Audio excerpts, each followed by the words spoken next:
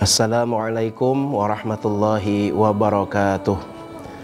A'udzu billahi minasyaitonir rajim. Bismillahirrahmanirrahim. Alhamdulillahilladzi an'ama bi ni'matil iman wal islam wal ihsan wasihah wal afiyah. Wassalatu wassalamu ala asyrafil anbiya'i wal mursalin sayyidina wa maulana Muhammadin wa ala alihi wa sahbihi ajmain, amma ba'd. Puji syukur kepada Allah dengan ucapan alhamdulillah, diberikan taufik hidayah oleh Allah Subhanahu wa taala sehingga kita bisa kembali bertemu dengan pemirsa melalui acara Pelita Hati TV Tabalong. Mudah-mudahan acara ini mendatangkan ilmu yang bermanfaat bagi kita, yang bisa diamalkan dalam kehidupan sehari-hari. Amin ya rabbal alamin. Salawat serta salam tak lupa kita haturkan keharibaan junjungan kita Nabi besar Muhammad sallallahu alaihi wasallam serta para keluarga beliau, pengikut beliau, tabi'in dan tabi'at ila yaumil qiyamah. Pemirsa Pelita Hati TV Tabalong yang dirahmati dan diberkahi oleh Allah Subhanahu wa taala. Salah satu alam yang akan kita temui nantinya setelah alam kubur adalah yaumul hisab, alam hisab atau hari dihitung amal kebaikan kita oleh Allah Subhanahu wa taala.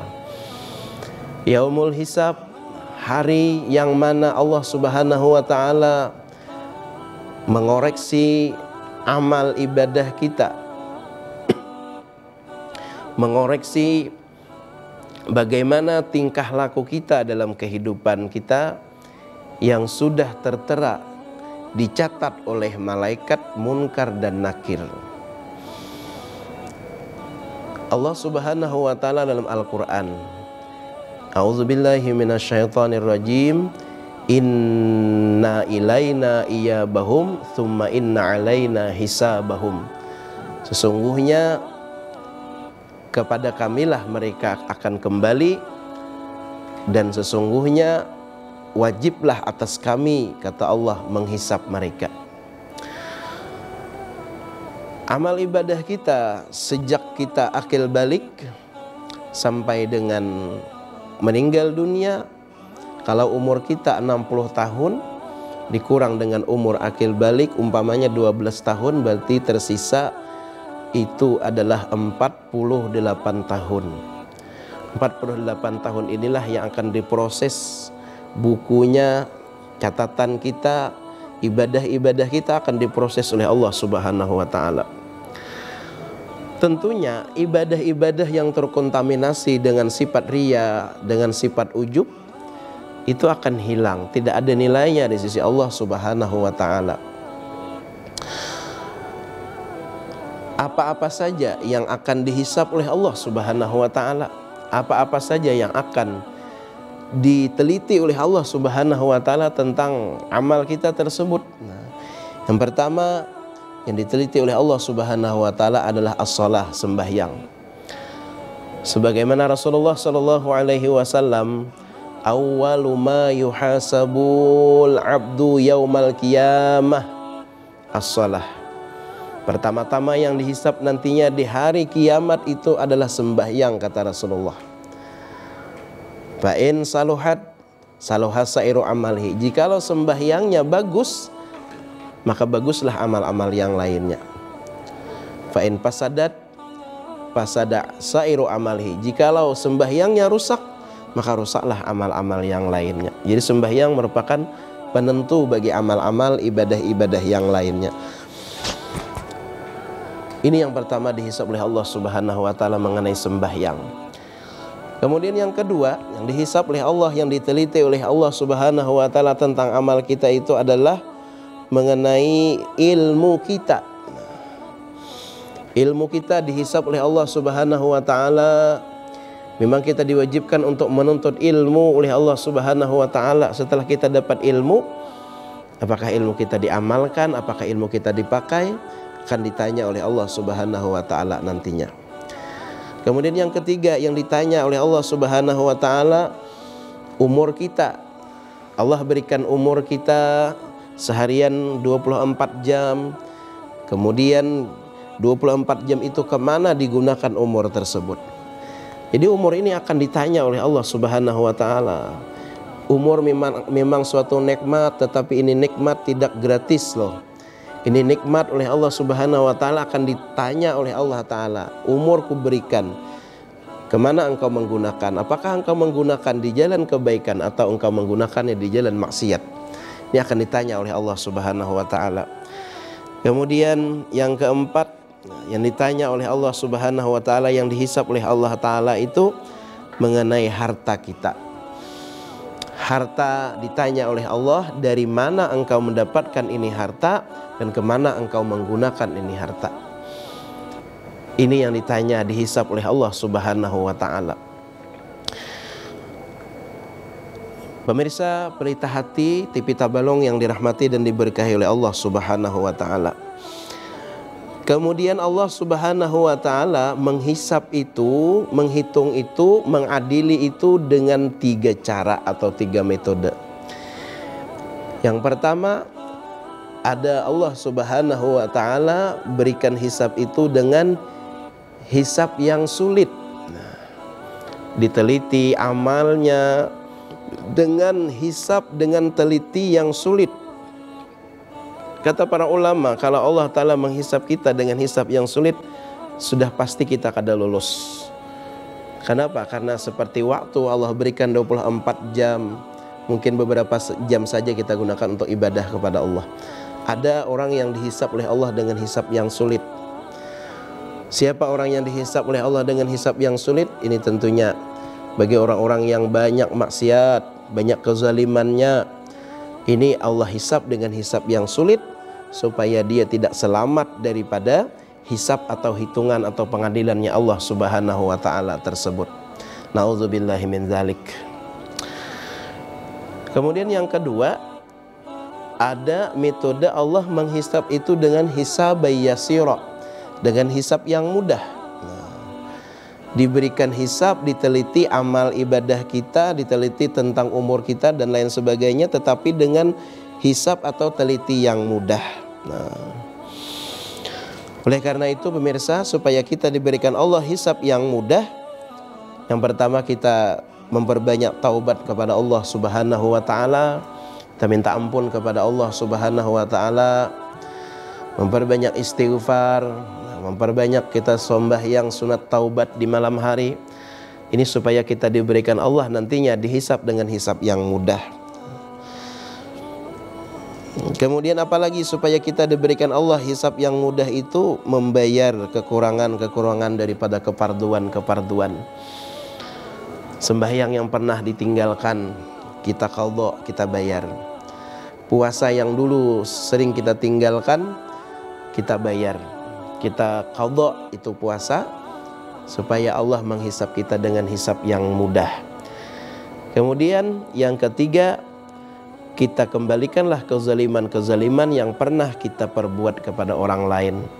Setidaknya kita minta ridha, kita minta halal kepada orang yang pernah kita zalimi tersebut.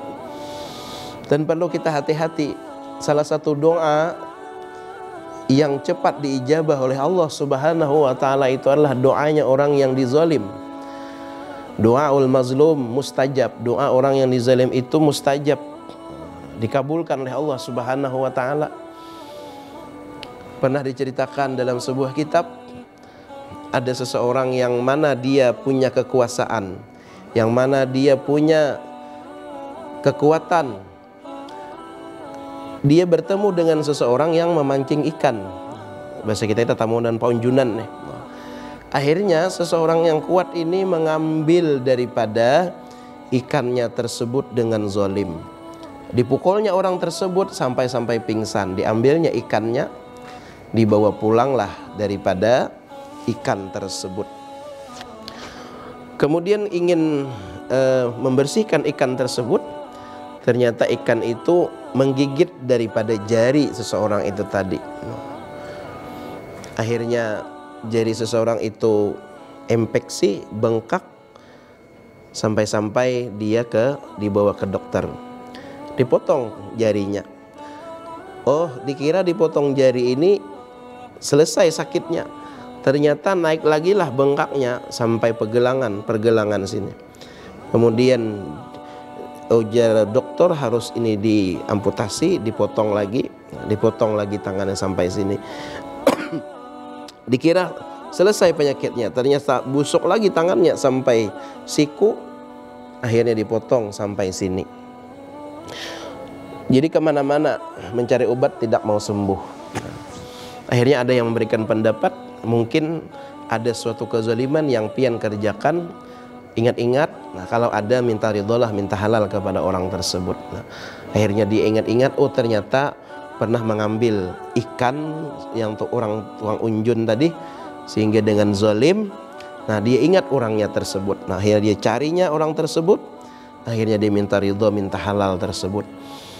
Katanya, wahai tukang cari ikan, apa yang engkau sebut setelah aku ambil ikan tersebut? Nah, katanya setelah aku sembuh dari pingsan, aku berdoa, ya Allah, balaslah kezalimannya ini sebagaimana setimpal dia atas daripada menzalimi aku.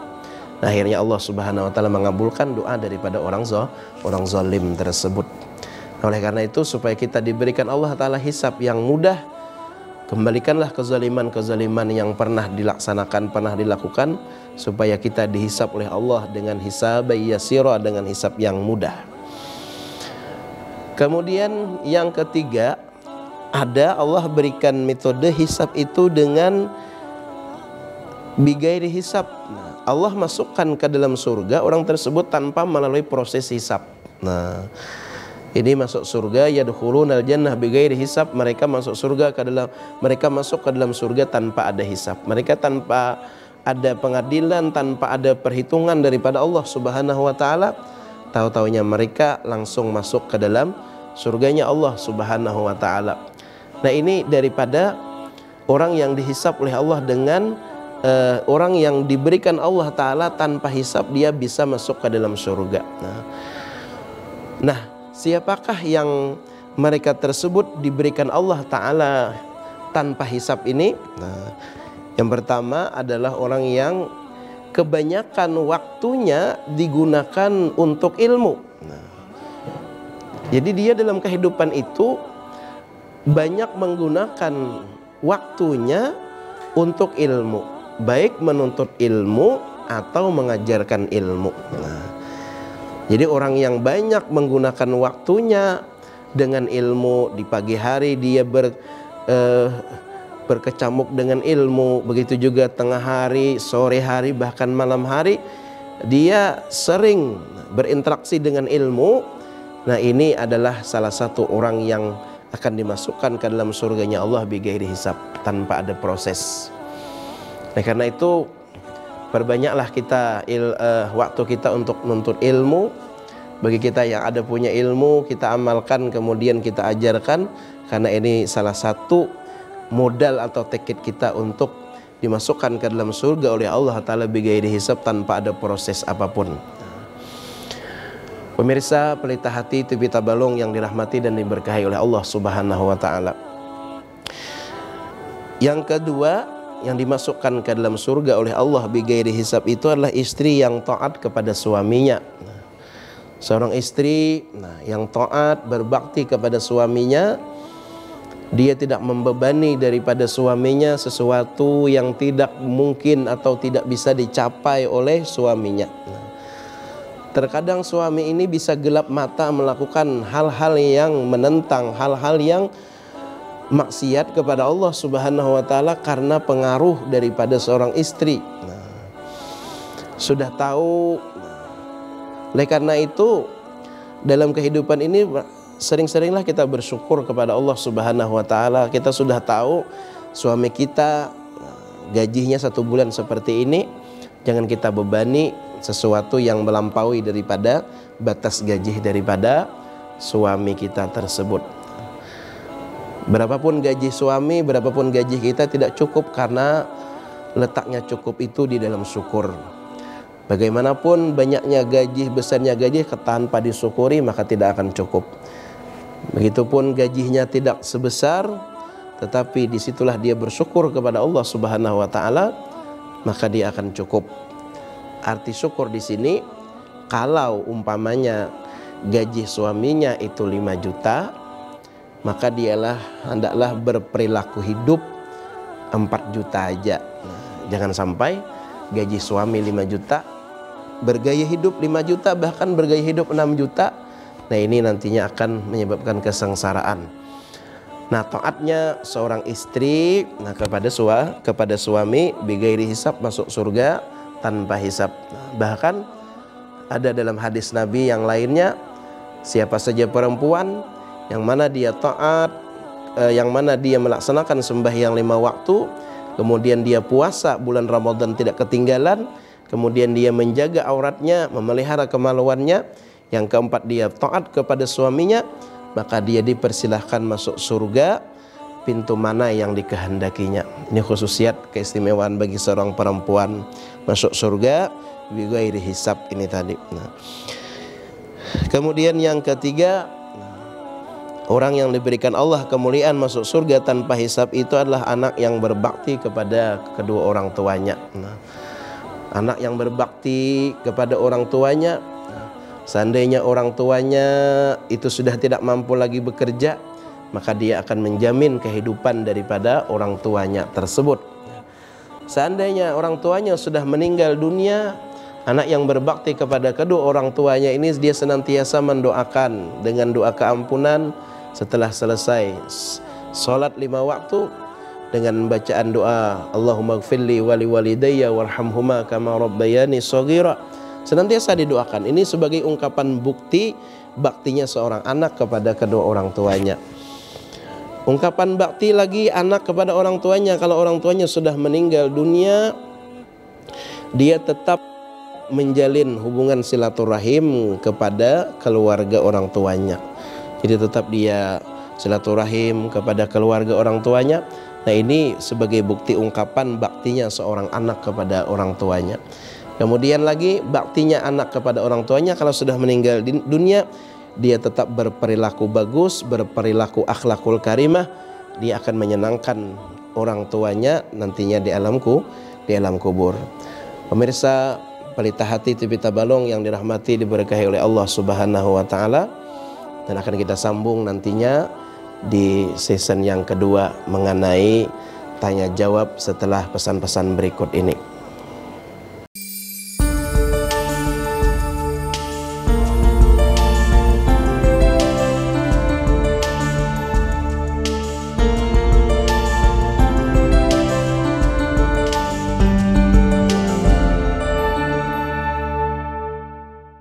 Pemirsa Pelita Hati TV Tabalong yang dirahmati dan diberkahi oleh Allah Subhanahu wa Ta'ala, alhamdulillah bertemu lagi kita dalam season tanya jawab, masih mengenai seputar persiapan kita mengenai Yaumul Hisab atau hari perhitungan amal-amal ibadah kita.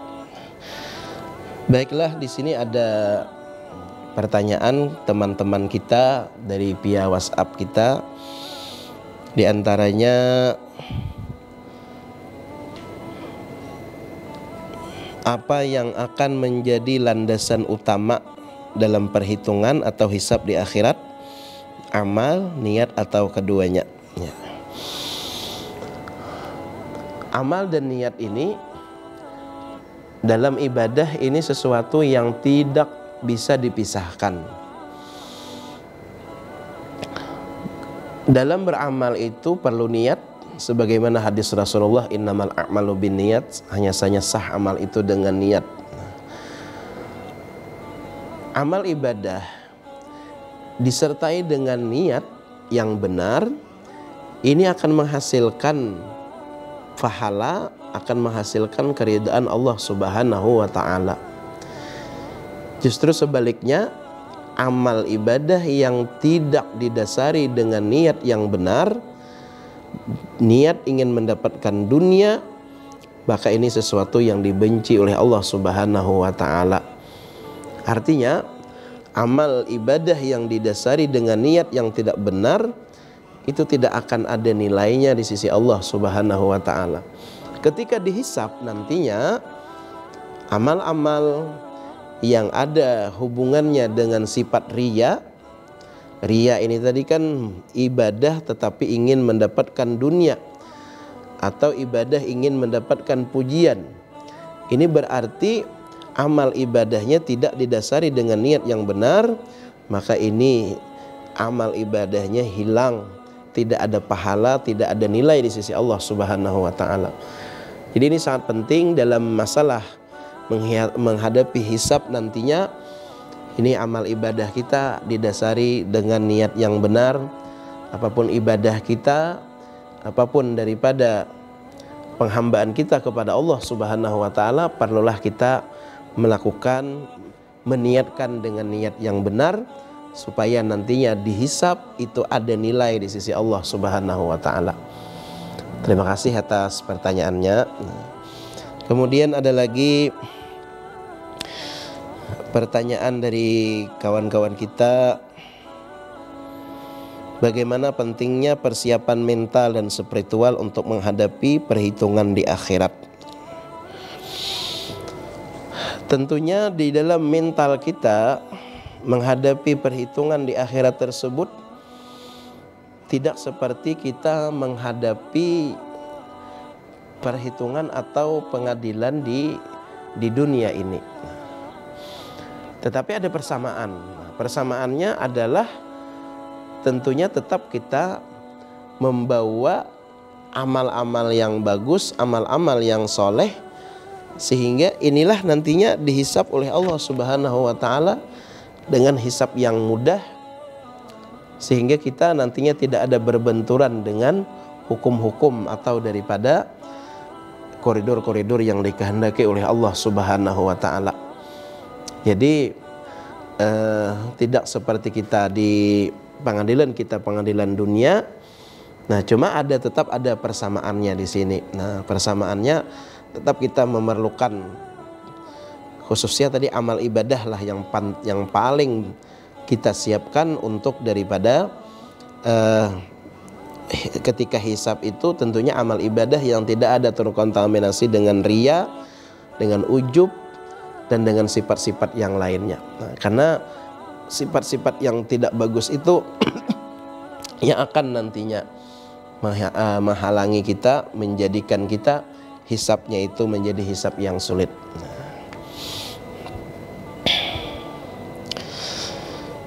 Kemudian ada lagi pertanyaan daripada teman kita,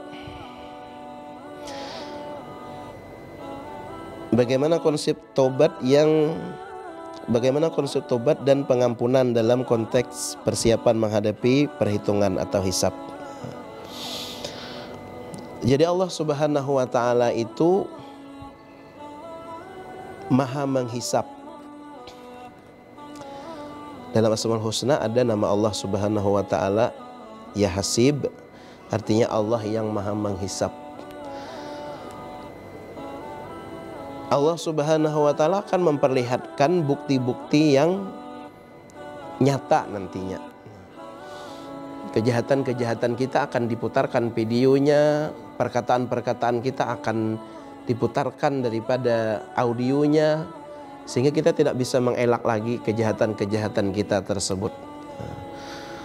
Mumpung kita masih hidup, kita bisa mendelete perbuatan-perbuatan dosa-dosa kita yang akan menyebabkan nantinya sulitnya masalah hisab tersebut. Nah, mumpung kita masih ada umur, kita masih bisa diberikan kesempatan untuk menghapus daripada kesalahan-kesalahan kita tersebut. Nah, apabila kita bertaubat kepada Allah Subhanahu wa taala, tentunya dengan taubatan nasuha, nah nantinya tidak akan ada lagi perbuatan kita yang tidak bagus itu akan diperlihatkan oleh Allah Subhanahu wa taala dan akan diganti dengan kebaikan. Nah, tentunya konsep taubat di sini berhubungan dengan dosa apa yang kita lakukan. Kalau itu dosa berhubung dengan Allah Subhanahu wa taala, cukup kita dengan 3 syarat. Yang pertama, menyesal terhadap yang kita perbuat, kemudian berhenti daripada maksiat tersebut, kemudian yang ketiga mencita-cita tidak akan mengulangi lagi. Nah ini kalau dosa itu berhubung dengan Allah Subhanahu wa ta'ala. Tetapi kalau dosa itu berhubung dengan makhluk seperti kezaliman, nah ini tidak akan dihapus dosanya kecuali kita minta ridho, minta halal, atau kita membayar apa yang pernah kita zalim, atau kita mengembalikan apa yang dizalim oleh kita tersebut kepada mereka. Nah ini konsep taubat yang taubatan nasuha, sebenar-benar taubat yang kita laksanakan, supaya nantinya ketika hisab itu tidak ada proses lagi. Sampai-sampai Rasulullah sebelum wafat, Nabi memberikan pidato, kata Rasulullah, siapa yang pernah kuzalim hendaklah membalas pada hari ini juga sebelum Allah nantinya membalas aku di akhirat. Itu menunjukkan satu kezaliman kalau tidak urus di dunia ini, Allah nantinya akan mengurus nantinya di akhirat. Dengan apa Allah mengurus daripadanya itu? Tentunya dengan kezaliman dibalas dengan pahala.